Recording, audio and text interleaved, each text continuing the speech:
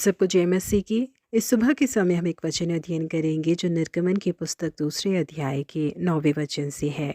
तो इस बालक को ले जाकर मेरे लिए दूध पिलाया कर और मैं तुझे मजदूरी दूंगी। बेहद ज्यादा प्रसिद्धि पाने वाले परिवारों में हम देख सकते हैं कि माता पिता ने भले ही अपने कार्यों की जिम्मेदारियों को बहुत ही बखूबी निभाया हो और उसके लिए बहुत ज्यादा प्रशंसा भी हासिल की हो, परंतु अपने बच्चों का सही मार्गदर्शन न करने के कारण उनका जीवन किस तरीके से सर्वनाश हो गया, उसके कई उदाहरण को हम इतिहास में देख सकते हैं। अमेरिका के इतिहास में बेहद ज्यादा प्रसिद्धि प्राप्त करने वाले एक व्यक्ति है अमेरिका के दूसरे राष्ट्रपति जॉन एडम्स। उनके बच्चों का जीवन बिल्कुल भी अनुशासित नहीं था। उनकी बड़ी बेटी एबिगेल ने एक गैर जिम्मेदार व्यक्ति से शादी की थी। जब उनके पति की मृत्यु हुई तो उन्होंने अपने बच्चों की जिम्मेदारी अपने माता पिता के हाथों में सौंप दी और चली गई। जॉन एडम्स के बेटे चार्ल्स ने उनकी संपत्ति को बेकार में उड़ा दिया। चार्ल्स को शराब की लत होने के कारण उनकी मृत्यु जल्दी हो गई और उनकी विधवा पत्नी की देखभाल उनके माता पिता को करनी पड़ी। जॉन एडम्स के बेटे थॉमस बॉयल्स्टन को भी शराब की लत होने के कारण जब उनकी मृत्यु हुई तो वो भी अपने बच्चों की जिम्मेदारी अपने माता पिता के हाथों में सौंप कर चले गए।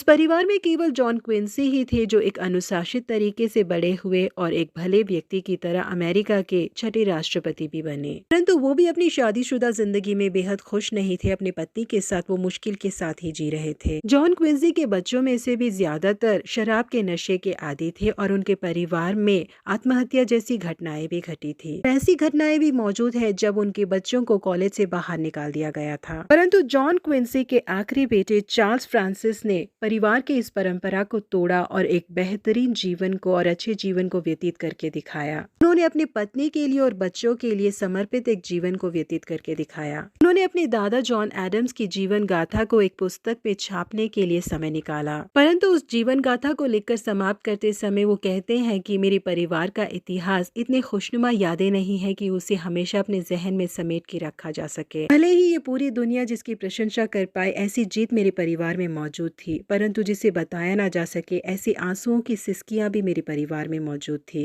बहुत ज्यादा ज्ञान को प्राप्त करने वाला और बेहद ज्यादा शर्मिंदगी का सामना करने वाला मेरा परिवार था करके उन्होंने उस किताब में लिखा है। जी हाँ प्रिय परमेश्वर के लोगों, भले ही हमारे पास बहुत ज्यादा नाम और शोहरत मौजूद हो, समाज में हमारा एक ओहदा हो, परंतु हमारे बच्चे उन सारे चीजों को ध्यान में रखते हैं या उस राह पर सही से चलते हैं या नहीं, इस बात में हमें बहुत ज्यादा ध्यान पूर्वक रहना चाहिए। अगर हर एक माता पिता परमेश्वर की मदद के साथ प्रार्थना के साथ अपने बच्चों की परवरिश करते हैं तो निश्चय ही वो न केवल समाज के लिए बल्कि अपने परिवार के लिए भी एक आशीष का मूल बनते हैं। शमूएल को इजराइल में परमेश्वर के भविष्यद्वक्ता के रूप में जाना गया। जब वो बालक थे उसी समय परमेश्वर ने इजराइल के बारे में और एली के बच्चों के बारे में उनके हृदय में जो भी बातें थी उनसे कही। तो इजरायली लोगों के सामने खुली किताब के समान जिए। कोई भी उनपे कभी भी कोई इल्जाम नहीं लगा पाया कि तूने हमसे घूस लिया या हमारी जमीन हत्या ली या हमारे गधों को हमसे छीन लिया, क्योंकि उस तरीके का एक निर्दोष जीवन उन्होंने उनके सामने जिया था। परंतु हम पवित्र शास्त्र में पढ़ते हैं कि उनके बेटे अपने पिता की राह पर नहीं चले,